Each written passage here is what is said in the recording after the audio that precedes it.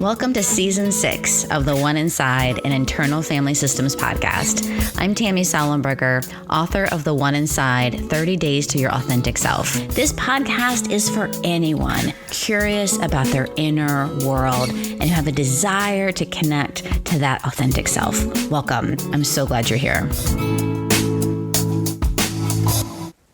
I am so excited today to be talking to Kresta Dalrymple. Did I say that right? Good. Yes. Who's a licensed marriage and family therapist. She worked in the film industry for 20 years, which I think we should talk about that, until she felt the need to switch careers and decided to work with helping others. She specializes in complex trauma and has a private practice called Compassionate Connections Trauma Therapy, which was inspired by her favorite three C's: compassion, curiosity, and creativity. I love that. She's a certified brain spotting practitioner, something else that we could spend an hour or so talking about.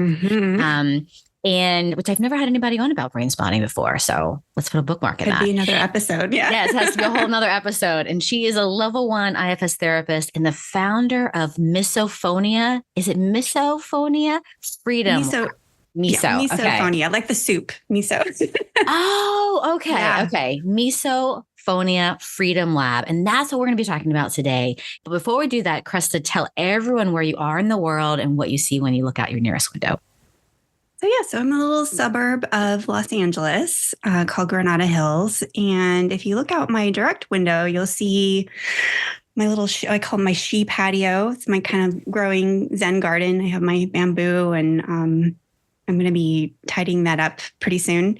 But my favorite thing actually is out in the front yard, there is a 120 foot native sycamore tree. We call him Hercules. And oh my gosh. We just love him so much. He's one of the biggest trees in the neighborhood. And and he's just really big and majestic and gives us lots of shade. And lots of appreciation for Hercules. I love that. I love that. I love that you named him. How cute is that? That's great. So tell everyone, what is misophonia? Yes. So yes. Misophonia is comes from the Greek words hatred of sound. So miso is hate, phonia, sound. And it was a term that was coined, I believe, in 2002. Sometimes get these little details mixed up by some researchers in Amsterdam. But it has also been sort of identified, this is what we would call a disorder. I prefer syndrome. I believe syndrome is more accurate, by Marcia Johnson, who is an audiologist. She's in Oregon. And she dubbed it select sound sensitivity syndrome. So she was finding repetitive, people coming in with this same problem, like there's something going on here. And I think at this point, she's claimed to have met with 5,000 different people with the same symptom or symptoms. And we found over the years that it is a worldwide phenomenon. And there's research happening in China, in Germany, and Italy. There's Duke University has a whole research department devoted to it. But basically, misophonia is when common everyday sounds, usually classically chewing, breathing, sighing kind of sounds, trigger a fight or flight response. And so this isn't just any fight or flight response. It's I either need to punch you or run away. So it's fight or flight coupled with rage specifically and disgust. Those are the two main emotions that come up. And it's really overwhelming. I suffered from it for 35 years, started when I was 12. And it was, for me, it seemed to hit like overnight, where all of a sudden I couldn't eat with my family anymore.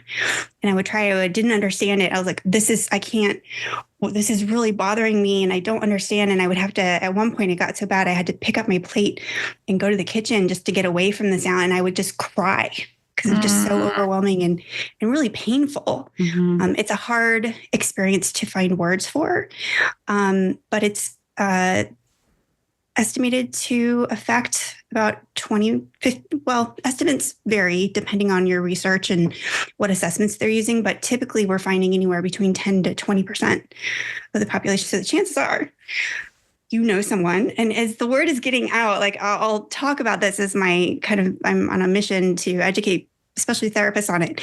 And people either have it like, oh yeah, I have it just at my retreat. I just got back from a retreat and someone there has misophonia.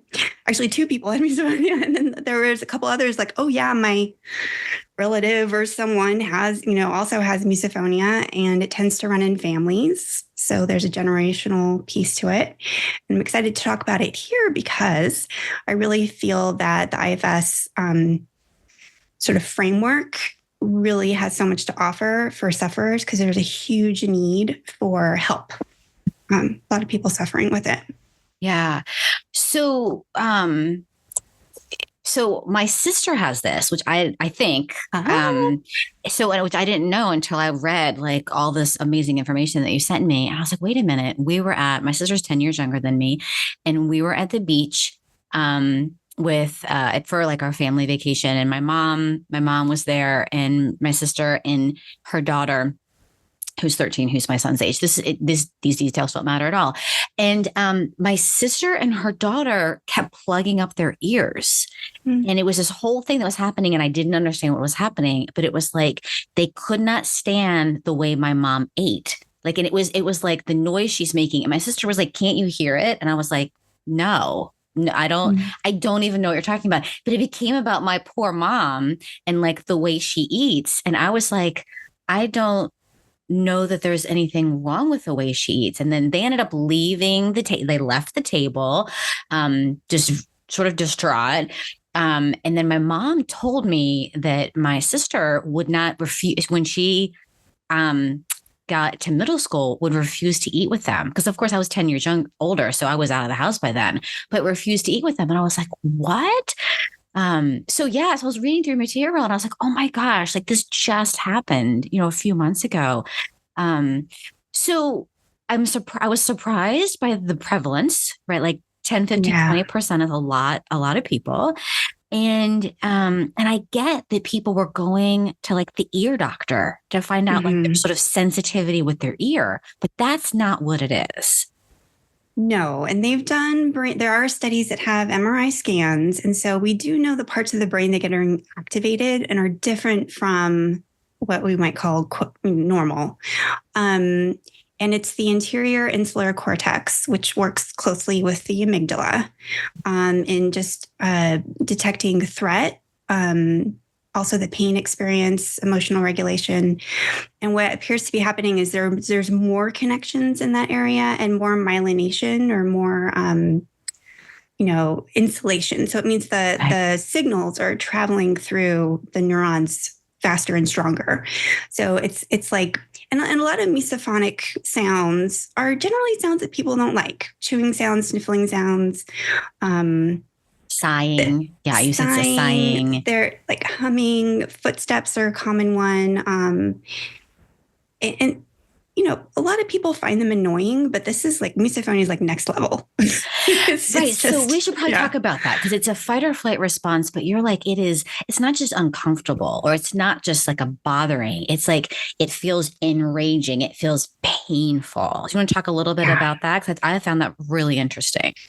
Yeah. And this is where I really feel like a lot of the current sort of treatment is brushing over it. And it was really misunderstood at first. There's been a lot of, postulating about, it's OCD related or something to do with the autism spectrum disorder because there's this sensitivity to sounds.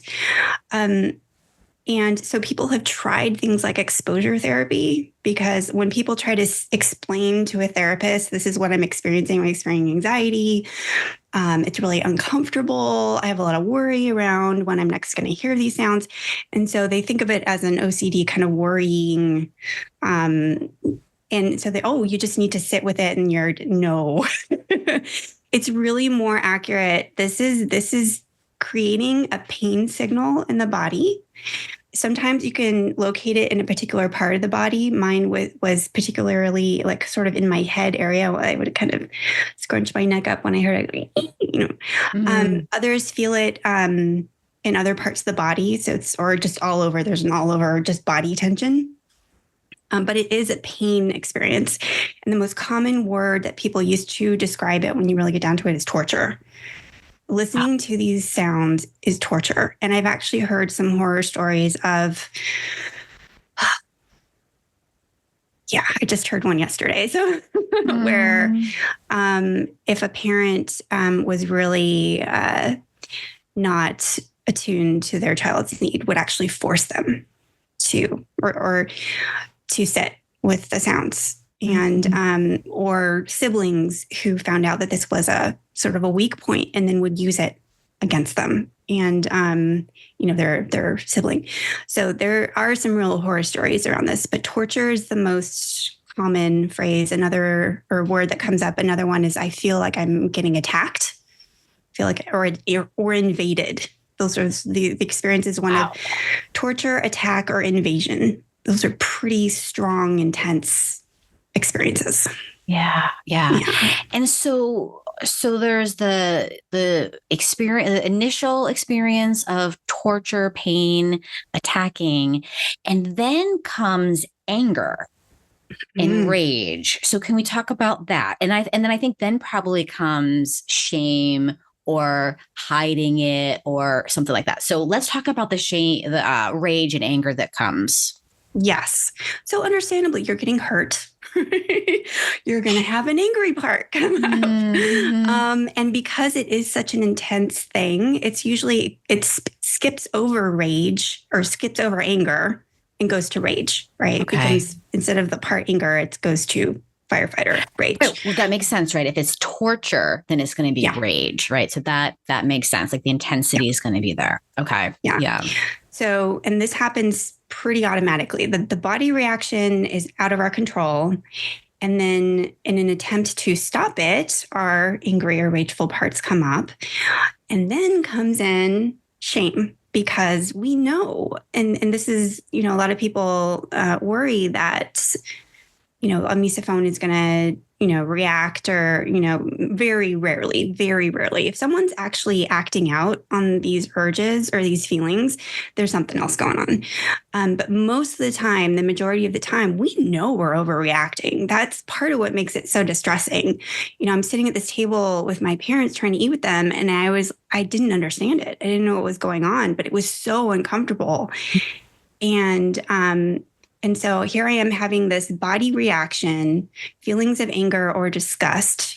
That's the other common one. And then shame comes in because no, that you're overreacting. Why are you feeling this way? And then our parts get burdened with beliefs of something's wrong with me. What's going on? Something's wrong. I'm broken. And so the two most common sort of things that come up are guilt and shame. Those are two really common burdens. And the shame I found was to kind of tamp down the anger. It was almost like the counterpoint to my rage. But there's also often common thoughts of what we call homicidal thoughts. A lot of people don't talk about it because, especially to a therapist, because, if I say I'm going to, I feel like I'm going to push someone down the stairs because they're making this noise, which happens. Right. That's what happens in our brain. Someone's going to call, the authorities on me. So a lot of people aren't openly talking about this.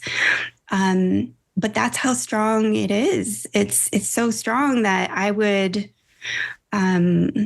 I've had thoughts of when I was in graduate school and really looking into this, and I would remember I would try to advocate for myself because my graduate school, Antioch University, they're very open, small class. They encourage eating in the classroom. It was just my personal hell. It was just awful. But I would try to advocate for myself because I figure here I am with other therapists. If anyone's going to understand this, it's going to be them. And for the most part, people were really understanding. And I would request, please don't eat crunchy food in the classroom. And then they would, okay. And then the break time would come and they come back and they're eating crunchy food. I remember seeing one person talking with one girl who I was like, oh, this is someone I could really be friends with. I was really enjoying our conversation. And then she had a crunchy snack and I'm just like, oh, I guess I can't be friends with her anymore. It was just there's black and white thinking that comes up. There's, I can't go to that event ever. I can't hang out with that person ever. It just becomes very, it becomes very extreme. Yeah. I get though why it's misdiagnosed as like a social phobia. You have one of the articles you wrote is looking at right like the differences between this and OCD and social phobia and autism but I could get why people diagnose it as a phobia and then treat it like they would this is IFS doesn't like diagnosing, but one of the benefits of diagnosing is, okay, if I like diagnose it as a phobia, then I know how to treat it, not in IFS world, but in, clinical world. So I get then why exposure therapy is what people try to do. But gosh, that sounds horrible. And then even more shaming of like, this is the treatment that should help you. And then misdiagnosing and then mistreating. Yeah. Yeah. Misdiagnosing, misunderstanding, mistreating. And the current sort of story around this is that there's no cure. It's considered chronic, gets worse over time. So generally the sort of scope of, so this is what makes it interesting. It generally comes up around puberty. So anywhere between 8 and 12, there have been cases of it starting earlier, but in those cases that I know of personally, there's been extreme trauma history in addition to misophonia. And then it tends to get worse over the time. So it starts with families, usually family members are the first triggers. And then it sort of, I would say gets hashtagged to other people, places, and things. But what's interesting is context matters. So I had a client, a teenage client, who really struggled with her home environment, a lot of trauma history in their family. And as she was getting a little bit older, I was able to meet with her again. And she was visiting and staying with her friends and her friend's family. And I checked in with her. I was like, oh, how are you doing with your misophonia with your friend's family? And she's like, I'm doing really good with it. I was like, oh, have you had to advocate for yourself and, ask for accommodation? She's like, no, I don't feel I have to. And I was like, oh, why do you think that is? She says, well, I just know they would understand. Like, I know that I could ask them for an accommodation, and just having that knowing makes me relax. And it hasn't been a problem for me. So there's this phenomenon of and this is the main sort of, this is where we bring trauma into it, right? It gets worse when we feel like we're trapped or we have no escape or if we have no voice. And it's less intense when we know we have advocacy, when we know we have an escape route, when we know if we were to say something to someone, they would understand and respond in kind. Also, the context around who's making it, what's making the sound matters. So I have a colleague who is part of our Misophonia Freedom Project. And she shares that, her younger brother, who she just loved to death, is a horrible eater. But she's never been triggered by him. And people always ask her, like, why is it that everyone else was triggering you, but he's not? She's like, I don't know. But she just had such love and affection for her little brother. So it never triggered her. And then I've also, some people have said, I'll hear a sound and I think it's this. And then I look to see what's making the sound. And maybe it's like a squirrel, a cute little squirrel making the sound. And then all of a sudden it's like, I'm not triggered anymore. So the context matters. Yeah. Right. And that's why, and I bring in the trauma piece, because as a trauma therapist, at first I didn't see it because a lot of people with misophonia don't have a sort of obvious trauma history. But I just started to make the connections. And one of the things we know with trauma versus something that's like biological. So if it's an actual hearing problem, no matter who is making the sound or when I heard the sound, it would be bothering me. But context matters. So the interpersonal piece is here, which to me as a trauma therapist signals there's some kind of trauma connection. Right? There's some association, or what I would call a hashtag. And it's not always obvious with misophonia. Sometimes it is. Sometimes it's directly connected to a trauma. But others, it's more subtle than that. And that's what makes it so hard to treat. But why I love IFS and why I think IFS is so great for this is because we get to go inside and ask the parts ourselves what this is connecting to. And time again, I like to think of misophonia as a really powerful trailhead.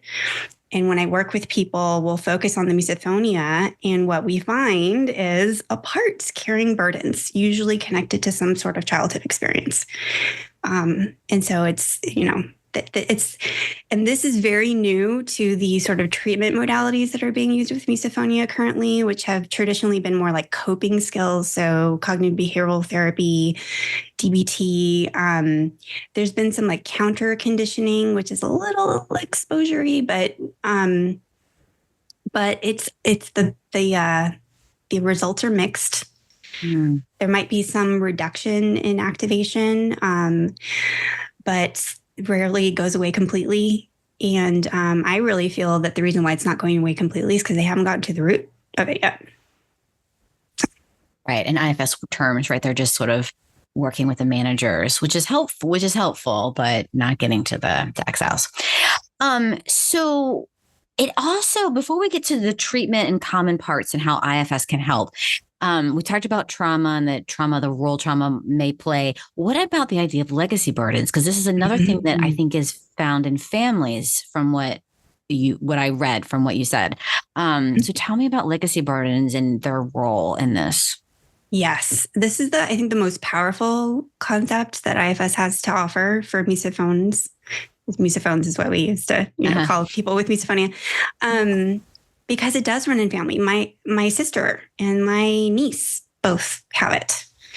It's very common. And the other thing about misophonia that doesn't get a lot of attention in the sort of treatment, the official misophonia treatment world, is the prevalence of the highly sensitive person trait, which I found to be so helpful and important to understand. The majority of misophones I've talked to identify with this highly sensitive person trait, which is often a genetic that gets passed down in genetics. I'm in the middle of writing an article to address parents, which is a really touchy subject. When you bring up the topic of trauma being connected to misophonia, that triggers a lot of shame parts in parents. And I'm a parent myself, and I know how hard parenting is. And kids usually trigger our parts, our exiles specifically. And it can be really challenging to be across from a little person who's reflecting, our exiles. And so what I'd like to tell people is, so you have misophonia? Congratulations. You've just been given an invitation to heal generational trauma. Time and time again, I find when I've had a chance to learn about a family history, maybe misophonia is showing up in one child, but in another child, there's an eating disorder. The parents are often, if you go, a generation or two back, you're finding traumatic histories, hoarding, other what we call mental illness, bipolar, narcissistic parent, alcohol abuse, you name it. Everything, everything that can be, had is there somewhere. And it's interesting to see also the connections to the highly sensitive person trait, and especially for men, because men are trained to not be so sensitive or push that part of them away. I find that the men or the dads have a particularly difficult time with misophonia response because they've had to exile their sensitive parts. And so when they see it in their child, no, you can't be that way. And it just creates a whole lot of family turmoil. So how can IFS help? So first of all, I think the most common thing, so a lot of people will come in and they'll want to work with misophonia, and people will ask, well, is misophonia a part, or what part is the misophonia? And I have said time again, misophonia isn't a part. You can try it. You can try to find the misophonia part. In my experience, it's not a part, but you will find parts affected by it. So one of the first sort of pieces to my healing journey was I was being triggered. I was trying to watch a training video and the person doing the training had a mouth sound that became a trigger for me. I really wanted this information. I loved this therapist, but it got to the point I was like turning it down, the volume down, and it got to a point where I couldn't do it anymore. And my therapist had suggested, well, when you find yourself that triggered, pause, take a minute, and then feel into what you're noticing, and then find a brain spot. We haven't talked about brain spotting yet, but it's when you kind of feel it and you let your eyes go to the spot that feels most connected to your experience. And so I did that. I found the spot and I immediately connected to a part. And I heard this part say, ow, ow, it hurts so much. And I was able to be with that part. I was like, I know, I'm so sorry. I know it really hurts. It was so distraught. And I said, I know she's not doing it on purpose. I know if she knew what she was doing, she would make some kind of accommodation. She would try to change. And I was able to just be with that part. And then later I took that back to my therapist and she's like, oh, what part of you is hurting? I'm like, oh, I hadn't thought of that before. And so that started a whole process of going inside and finding the part that was getting hurt. So a lot of times when you focus on the misophonia, you find parts that have been hurt by it, parts feeling shame around it, parts feeling guilty. I have quite a few teens who have expressed, my mother's voice is triggering me and I feel so bad about it because I have these really intense negative thoughts towards my mom and I don't want to feel that way. So the feelings of guilt and then of course the rage and disgust parts, which we tend to shun and they tend to get the blame a lot of the time. When we think about misophonia, the problem is that we're overreacting. So the rage is the problem. No, the rage is the protector. The rage is a protector, and it's just so misunderstood. So I love IFS because it's so non-pathologizing. It's that turning towards instead of turning against or turning away from, and that's what we need with misophonia. So much of the treatment is, you just got to push it away, or you just have to deal with it. It's like kind of telling parts, like, I'm sorry you're getting hurt, but you're just gonna have to learn to be hurt. You just have to live with it. And so I'm really passionate about what is misophonia trying to teach us? What is it pointing to us? And we think about trailheads and even legacy burdens. They often point to the parts of us that need the most healing. And I have found that time and time again with my clients, when we use the misophonia as a trailhead, we find those parts that have been forgotten, that are hurting, that need attention. And as we start to unburden those parts, the misophonia triggers get less and less. Wow. And I can see that it's like we have to start with the like kind of unpeeling, right? Start with the shame, the rage, and all the parts that are like blaming yourselves, or I'm just being sensitive, or that makes so much sense that you have to unpeel all of that to get to the parts that are really reacting, that I guess they're not causing the pain. Okay. I have theories on that. Okay.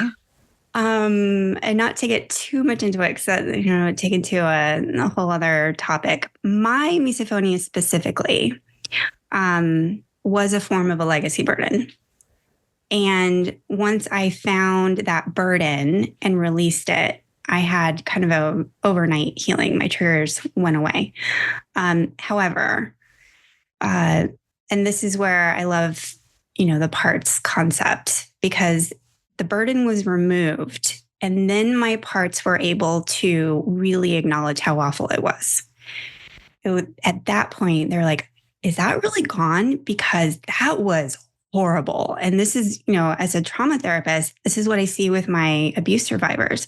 When they finally get out of the abuse, it's when they can finally admit and look back and go like, oh my gosh, that was so bad. They can really process, they can start to heal. That's what I found with my system is, okay, this is finally gone. that was horrible. Is it really gone? They didn't trust it at first. My body was still very tense when there was a possible trigger sound that was going to come up. It took about 2 weeks for it to really trust that it wasn't going to trigger the same pain response. But there was about 3 days where I had to really check in with my system. I was feeling the pain in the morning and the grief around it. At first there was a party. At first there was like, yay, it's gone. I had a little 6-year-old part that like, there was kind of a room where it was, and then we kind of redecorated the room and someone put in a disco ball and there was like a party. I have a very visual experience with my parts. But after that, there was just a ton of sadness and mourning and grief. And then, of course, a lot of parts that now get super activated when I hear of people mischaracterizing the experience. They're like, if they only knew. So when that unburdening happened, and this sounds like very good typical IFS, right? There's an unburdening, and then the system has to readjust, right? Like we have to do a different dance. There's a removal of a burden, and our system is like, wait, and there has to be some adjustment and some some redecorating.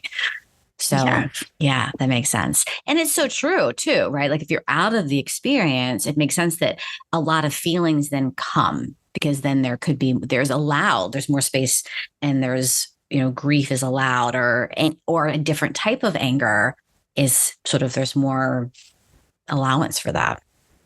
Yes. And I'm glad you said that. A different kind of anger. So now I don't have the rage response. I do notice anger. So I still notice sounds. It's probably the same, well, that's not a pleasant sound to hear, right? I don't want to hear that sound. But it doesn't trigger the rage. My body, I can stay regulated. But this is where I think the highly sensitive person trait comes in and understanding it, because highly sensitive people, there's often a slew of other sensory sensitivities that come with this. And that's not something that's going to go away with therapy. So think about a trait. It's a biological trait. It's not going to go away with therapy. And I think understanding that difference is important. But it is a powerful sort of indicator when something is going, sideways, and I need to look at. So now when I have a familiar reaction, what I would call familiar, and it's not the same, but it just reminds like, oh, this is similar. And this is going back to kind of the legacy burden piece. And I know that your audience will understand this. So my husband was eating, and I was noticing this familiar thing. I was like, oh, it's not the same, but something about this very similar. What's going on here? And instead of blaming him, going, he needs to stop doing that, or I asked myself, who is he reminding me of right now? Ooh. And I sat with that for a minute. And I realized that he was reminding me of my stepdad, who's my original trigger person. And I hadn't really done a lot of work around him yet. And so I took that to my therapist, and she said, well, just follow that. What's going on? And through brain spotting, because I do connect with my part so easily, kind of went through his jaw, because he had a popping jaw, like jaw tension. So I kind of visually went through his jaw, and it took me to his mom and dad, who I knew in real life, and through his father. So then it veered over to his father's line, and then beyond him to what I can only say is like an ancestor. Right? It was a female ancestor. It was very blurry. I'm not directly connected by blood, so my understanding of it was very minimal. To a female ancestor who had lost, the gist I got was like had lost a child somehow, a young child, and was not allowed to mourn, was blamed for it by a male. That's the story I got. And was not allowed to mourn, and was kind of stuck back there with this experience. And I worked with Robert Falconer, so I knew kind of steps to work with this ancestor, for lack of a better term. Yeah. And was able to help her release. She connected with the child and got to, go into light. And after that, my husband wasn't triggering me like he was before. And so that's what by like this legacy burden, I didn't even know And how crazy is that? And we know this with legacy burdens, like it can go so many generations back, but so often with my work with clients, grief is stuck in the jaw. Wow. Grief and mourning is stuck in the jaw, and not being able to speak your truth or express your grief is often stuck in the throat and jaw area, right? Wow. And here it is showing up in my stepdad. Wow. But yeah, and so asking that question, who is he reminding me of? Mm. And then realizing the connections between my stepdad and then following that back through. And that's what I found. And that's, again, why I love IFS, because we have these concepts for that experience, where a lot of therapy, we're like, what are you talking about? That's crazy. Right. And we have ways to work with it. We have ways to heal it and release it. And yeah. That's beautiful. That's beautiful. Before we go, I do want to talk about this love letter to rage that I just thought this was so beautiful. So can you tell everybody what this is? So my level 1 training, we did that exercise, interview a firefighter. And I picked my rage part that was connected to misophonia. And I had been free from misophonia for over 2 years at that point. But I realized I hadn't really checked in with that part. So I invited that part forward, and this part, let it blend with me and, be interviewed. And there was such despair and like, you misunderstood me. People kept misunderstanding me. I was trying to protect Kresta and other parts came in and just held me back. And I felt so powerless and nothing I did was working. And so like, oh my gosh. So I went back to that part and I got to see this part. And he showed up as a older male in fatigues, and he was overlooking a valley. And in my work, I was able to stand next to him and go like, oh, okay, what are you looking at? And he's like, well, I'm on the lookout. He had like a weapon, and he's on the lookout. He's overlooking this valley. And I was like, oh, who are you looking for? It's like, I just got to say, it was like the enemy, whatever that's going to look like, the enemy is coming in. I'm on the lookout for the enemy. And I really connected to that because with misophonia, you're always on the lookout for the next possible trigger, or you're planning your escape. So every time I'd go to a restaurant, restaurants were a particularly tricky space to be in. Sometimes if they were noisy enough, they would block out sounds, but there's also misokinesia, which is when you just see someone chewing or making a sound, even though you're not hearing it, just seeing that happen will have a similar experience. So restaurants were really tricky for me. So the minute I walk into a restaurant, I would be scoping out the best table to sit at. So I was seeing and hearing as few people as possible. So just this hypervigilance around hearing the next trigger sound. And so I realized that what this part was doing. And I looked at him and I said, well, is the enemy coming still? He's like, he thought about it. And he's like, oh, no, I guess not. There hasn't been really any enemies coming. I'm like, oh, well, maybe, would it feel okay if you just relax and kind of enjoy the view? Would that be okay? It's like, yeah, actually, that sounds really nice. So then a big chair popped up and he sat down. He was smoking a cigar. But he was always like, I got your back. I got your back.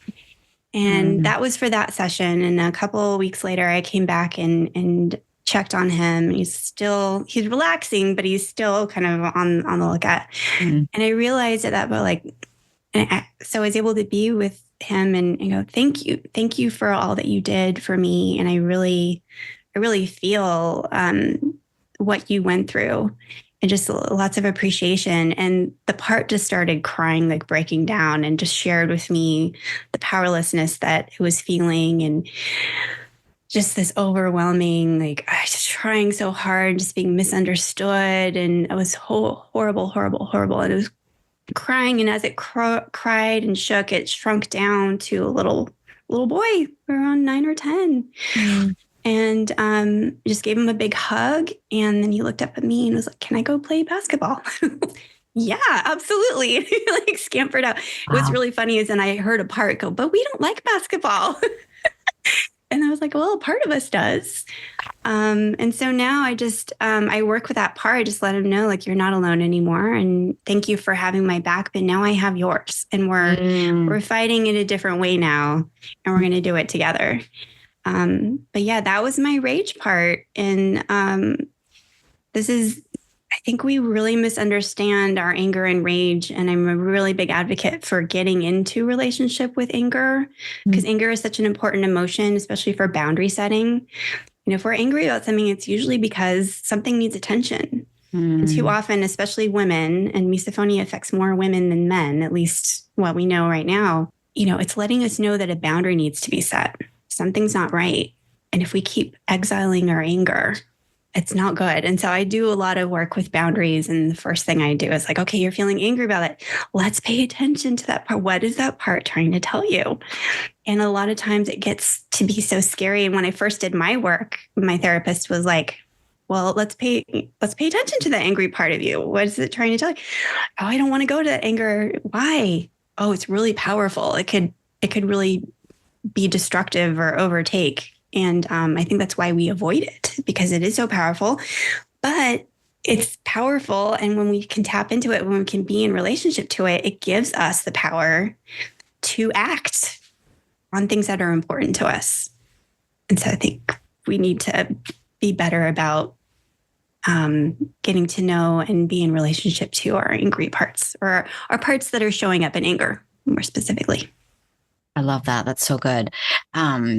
Yeah, I mean, it reminds me of the beginning when we talked about the unpeeling, right? And sort of the rage that, like, there's so many parts. Like when you talk about anger, I think about, well, there's so many parts of me and messages and burdens around don't be angry. And so it's like, yeah, I'd have to be with all the circle of those before I could go to that anger. But I let the parts of me like, ooh, it would be nice to set better boundaries, and it would be nice to be a little bit more powerful. That sounds pretty good to me. So yes, that's really great, Kresta. This is so interesting. I'm really grateful to you for bringing this topic to me and to the IFS community. I think it's really fascinating. If that many people have it, I think it's one of those things that we want to be asking our clients about, or we want to be a little bit more open and curious about. So thank you. So how can people find out about you?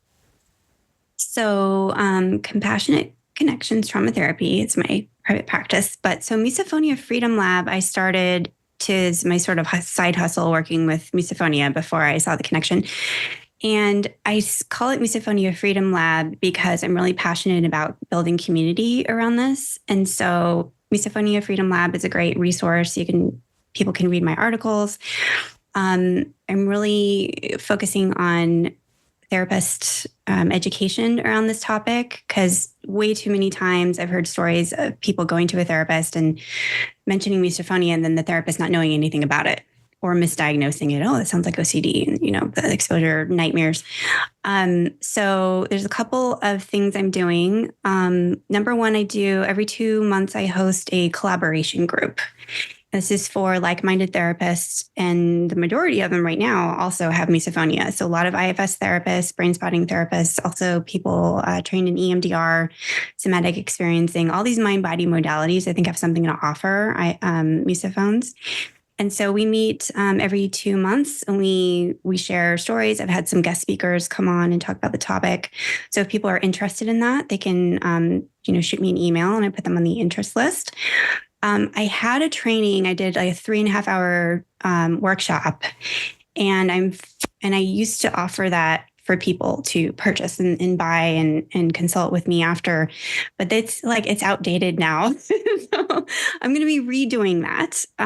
But if people are interested in a workshop on this topic specifically, because there's a lot more information, I could do a 5-hour workshop on this topic. If people are interested in that, I would love an interest list that'll get me started to when I am ready to do the next workshop. I can let people know. I also offer consultations to professionals. So if you have a case with misophonia, I am available to consult on it. And I really believe that misophonia is going to be better served by an already existing relationship where there's attunement, there's a relationship, as opposed to sending someone to a specialist in misophonia. Oh, and then I'm offering, I'm going to say free 1-hour workshops to any sort of organization that wants to get some basic information on misophonia. So one thing my supervisor did was bring in guest speakers to our supervision, which was really wonderful. And so I've already done one to a group practice. So if there's any group practices out there that want to, kind of extend the education to their associates, or any organizations that want some basic information about misophonia, I will come for free and do a little presentation. So there's just some basic information, because I'm very passionate about being trauma informed around this topic, so we can avoid causing further harm and just expand awareness and positive support. I love it. That's amazing. So if you weren't doing all of that, that is a lot of stuff. If you were not doing all of that and you had to do something different, what would you do? I've been thinking about this answer because I know you ask it on every podcast, and there's 3 points. It would have to be something having to do with dancing, music, and trees.